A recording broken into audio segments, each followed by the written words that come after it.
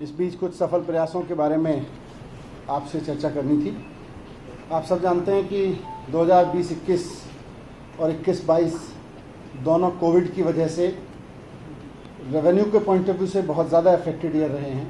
पूरे देश में इकोनॉमिक एक्टिविटीज़ नीचे रहीं लॉकडाउन की वजह से, और उसकी वजह से सरकारों के रेवेन्यू पर भी बहुत बुरा असर पड़ा। दिल्ली के रेवेन्यू पर भी बहुत बुरा असर रहा है इन दिनों। 2020-21 को देखें पिछले साल, तो जो हमारा बजट एस्टिमेट था उससे हमें 41% रेवेन्यू कम मिला। उसका नुकसान ये हुआ कि सैलरीज और कोविड रिलेटेड खर्चों को छोड़कर बाकी सारे खर्चे लगभग पूरे साल रुके रहे। 21-22 में देखें तो जो बजट एस्टिमेट्स हैं उनसे अभी 23% नीचे हैं। हम अभी भी 23% नीचे कलेक्शन चल रहा है, जबकि हमने इस साल के लिए बहुत मॉडरेट बजट एस्टिमेट रखे थे, पिछले साल से भी कम एस्टिमेट रखे थे। उसमें भी 23% नीचे चल रहा है टैक्स कलेक्शन, जितना अभी तक होना चाहिए था उसके मुकाबले। तो ये सबके लिए चिंता की बात है। इसीलिए सरकार ने अभी सैलरी और कोविड रिलेटेड खर्चे या हॉस्पिटल रिलेटेड खर्चों को छोड़कर बाकी सब खर्चों पर बहुत अंकुश लगा रखा है। बहुत ही रोक रोक के खर्चा सरकार कर रही है जहां भी खर्चा हो रहा है। अगले साल से जीएसटी का कंपनसेशन भी बंद हो जाएगा। दिल्ली सरकार को मिलना, देश भर को राज्यों को मिलना बंद हो जाएगा। दिल्ली सरकार को भी अगले साल से जीएसटी का कंपनसेशन मिलना बंद हो जाएगा। मैं बार बार इस बात को दोहराता रहता हूं कि केंद्र सरकार से दिल्ली सरकार को ना तो फाइनेंस कमीशन के तहत जो सेंट्रल टैक्सेस के शेयर में 42% मिलता है, सेंट्रल टैक्सेस के कलेक्शन में से 42% राज्यों को दिया जाता है, वो दिल्ली को नहीं दिया जाता। केंद्र सरकार से पिछले 20 साल से ऑलमोस्ट 325 करोड़ रुपए की ग्रांट मिलती है दिल्ली सरकार को, जबकि 1,40,000 करोड़ का करीब टैक्स दिल्ली के लोग सेंट्रल टैक्सेस में देते हैं। तो ये सारी स्थिति इसलिए क्योंकि कोविड के चलते, लॉकडाउन के चलते इकोनॉमिक एक्टिविटीज़ लो हैं और उसकी वजह से टैक्स भी कलेक्शन लो है। आने वाले समय में और भी टफ रहेगा सभी सरकारों के लिए, लेकिन दिल्ली सरकार के लिए क्योंकि केंद्र सरकार से कोई मदद नहीं मिलती है, इसलिए सरकार ने खर्चों पर पूरी तरह से अंकुश लगाया हुआ है। अभी इस साल की रेवेन्यू पोजीशन में मैं देखें, मैंने ओवरऑल बोला 23% नीचे है, जिसमें जीएसटी का कलेक्शन अभी तक जितना होना चाहिए था उसमें 23% नीचे है। वैट का कलेक्शन जितना होना चाहिए था उसमें 25% नीचे है। एक्साइज का कलेक्शन जितना होना चाहिए था अभी तक उसमें 30% नीचे है। स्टैंप के कलेक्शन में 16% नीचे है और मोटर व्हीकल के कलेक्शन में 19% नीचे है। तो ये अभी तक की पोजीशन मैंने आपके सामने रखी। इस बीच एक अच्छी पहल दिल्ली सरकार ने की थी नई एक्साइज पॉलिसी लाने की। नई एक्साइज पॉलिसी के तहत रेवेन्यू बढ़ाने के प्रयासों को अच्छी सफलता मिली है। आपको याद होगा 15 अप्रैल को इसी साल मुख्यमंत्री अरविंद केजरीवाल जी ने दिल्ली की नई एक्साइज पॉलिसी को मंजूरी दी थी।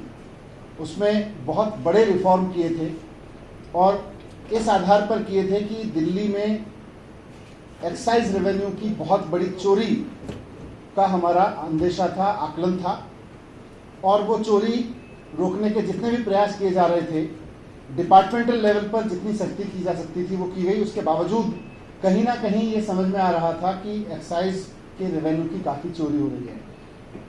तो नई एक्साइज पॉलिसी में इसको बेस बनाया गया था, और देश की राजधानी होने के नाते जितना लिकर कंजम्पशन एवरेज दिल्ली में रहता है उसके हिसाब से हमारा आकलन था कि रेवेन्यू का कलेक्शन बहुत कम है। तो अब नई एक्साइज पॉलिसी के तहत सबसे बड़ा जो चेंज था वो ये था कि जो एक्साइज की फीस ली जाती, एक्साइज का जो ड्यूटी होती थी जिसमें चोरी होती थी और वैट की जो चोरी होती थी, उसको हमने लाइसेंस फीस में कन्वर्ट कर दिया था। अभी तक लाइसेंस फीस बहुत नॉमिनल होती थी, 8 लाख रुपए, 10 लाख रुपए की, और उसके बाद फिर 300%, 250% की एक्साइज फीस होती थी, वैट होता था। हायर रेट्स होने की वजह से उसमें चोरी का इंसेंटिव था।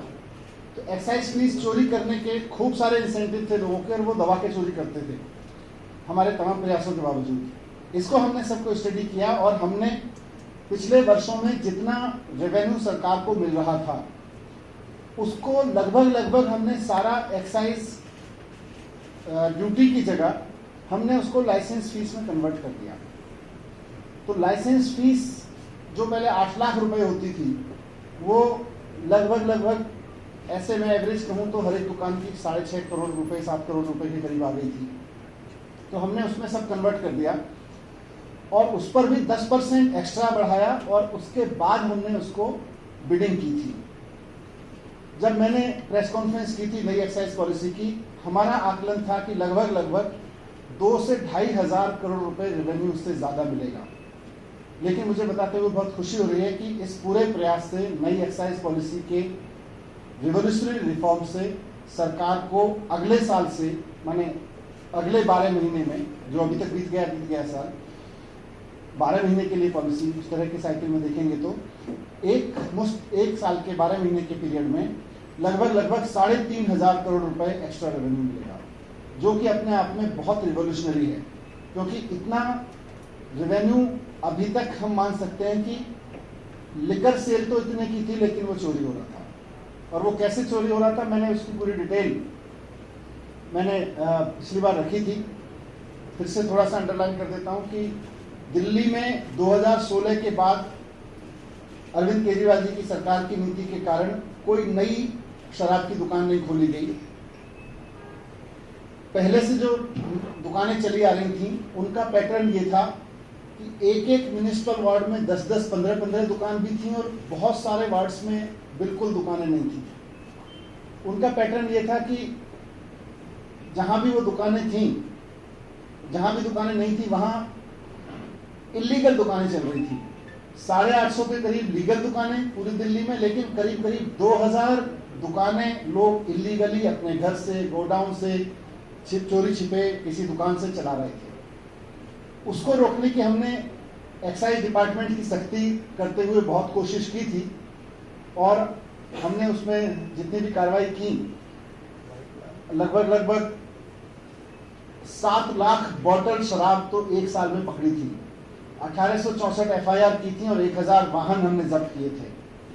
ये सब सख्ती करने के बावजूद कहीं ना कहीं यही पता चलता रहता था कि लिकर माफिया सक्रिय है और इलीगल तरीके से शराब की बिक्री कर रहा है, क्योंकि 300% की टैक्स चोरी उसका बड़ा इंसेंटिव था। इसलिए हमने सारी टैक्स को लाइसेंस फीस में कन्वर्ट कर दिया। अब सरकार को वो पैसा और उससे बढ़ा हुआ पैसा लाइसेंस फीस में मिलेगा। तो 20-21 तो बंद, एक तरह से लॉकडाउन ईयर था। 19-20 एक कंफर्म ईयर था, नॉर्मल ईयर कह सकते हैं। 19-20 के जो रेवेन्यू कलेक्शन था एक्साइज से वो 6300, लगभग 6400 करोड़ रुपए था। उस 6400 करोड़ के अगेंस्ट सरकार को लगभग 10,000 करोड़ का रेवेन्यू मिलेगा, जो कि अपने आप में एक बड़ा जंप होगा।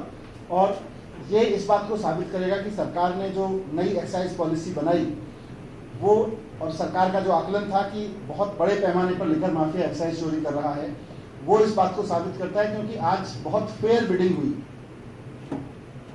हमने 32 जोन में बांटा पूरी दिल्ली को और लगभग 250 बिड्स आई और उनमें बहुत ट्रांसपेरेंट तरीके से जो भी हाईएस्ट बिडिंग जिसने जोन की उसको बिडिंग मिली उसकी, और सभी बिड्स मिला के सरकार को जो रेवेन्यू मिलेगा लगभग 10,000 करोड़ का मिलेगा, जो कि एक अच्छी हमारे लिए राहत की खबर है। दूसरा ये कि इसके बाद दिल्ली में लिकर सेलिंग और लिकर कंजम्पशन का एक्सपीरियंस बहुत बदलेगा। अभी तक लिकर सेलिंग का जो एक्सपीरियंस है वो ये है कि लोग शराब की बोतल खरीदने जाते हैं दुकान पे, तो वहाँ एक छोटी सी दुकान किसी दड़बे से नुमा बनी होती है 150 फीट के अहाते में, और खिड़की की, उसकी सड़क की तरफ खिड़की खुलती है जहाँ लोग जेल की तरह से लाइन लगा के खड़े होते हैं। नई एक्साइज पॉलिसी में ये प्रोविजन है कि किसी भी दुकान की खिड़की सड़क की तरफ नहीं खुलेगी। With in the campus of the shop counter लगाना पड़ेगा। किसी भी दुकान का साइज मिनिमम 500 फीट होगा और आसपास सीसीटीवी लगा के दुकानदार को ये इंश्योर करना पड़ेगा कि वहाँ ओपन लिकर कंजम्पशन ना हो रहा हो। तो ये सारी सख्तियाँ होके दिल्ली में भी इससे लिकर कंजम्पशन को लेके और लिकर सेल को लेके एक अलग एक्सपीरियंस आएगा। नीट एंड क्लीन बिजनेस बनेगा इसका। और 17 नवंबर से नई दुकानें खुलनी शुरू हो जाएंगी। तो आपके सामने यही है।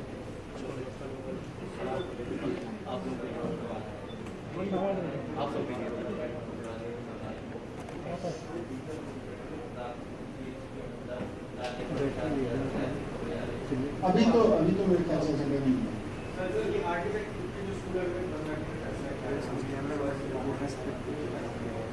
अभी डीडीएम की बैठक में इस पर चर्चा करेंगे और उसके बाद एक्सपर्ट से बात करेंगे। नहीं, आगे बैठक होगी तो उसमें चर्चा करेंगे, उसमें एक्सपर्ट से भी बात करेंगे। सर ये जो रेवेन्यू इस बार वो रेवेन्यू जो आएगा सर ये इस साल के लिए या अगले साल के आएगा? इस साल से शुरू हो जाएगा, अब नवंबर ऑनवर्ड जो आएगा रेवेन्यू इस रेट पे आएगा।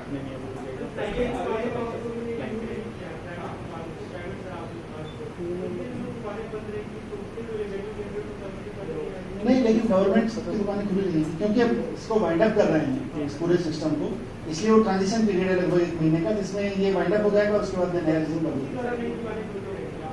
नई दुकानें 17 नवंबर से चालू होंगे, लेकिन इस बीच गवर्नमेंट की दुकानें खुली रहेंगी। November 17th, how many new shops are coming in? जो पहले लाइसेंस दिए गए थे, कुछ लाइसेंस की रिबीडिंग हुई थी, I don't have exact count, but major part is coming on November 7। आप ये कह रहे हैं कि अगले साल से 10,000 करोड़ अगले साल से आएगा। इसी नवंबर से वो काउंट होना शुरू होगा। सर एक सवाल स्कूलों को लेकर है कि स्कूलों में इस बार जो आंकड़ा आया है उसके तहत 2,36,000 प्राइवेट स्कूल के बच्चों ने अप्लाई किया और 1,58,000 से ज्यादा स्कूल में आपने एडमिशन लिया। इस तरीके का नंबर आपके सामने आ रहा है, क्या वजह मानते हैं और किस तरीके से मुझे लगता है गवर्नमेंट स्कूल के प्रति लोगों का कॉन्फिडेंस बढ़ा है पिछले वर्षों में, जो गवर्नमेंट स्कूलों के नतीजे आए और जिस तरह से पढ़ाई का स्तर सुधरा है, उससे लोगों का कॉन्फिडेंस बढ़ा है कि लोग अपने बच्चों को प्राइवेट से गवर्नमेंट स्कूल में डाल सकते हैं। पर अभी क्योंकि एडमिशन प्रोसेस चल रही है, तो इसमें जो भी फाइनल आंकड़े होंगे वो एक बार एडमिशन प्रोसेस कुछ कंक्लूजन की तरफ बढ़े तो मैं आपके सामने रखूँगा।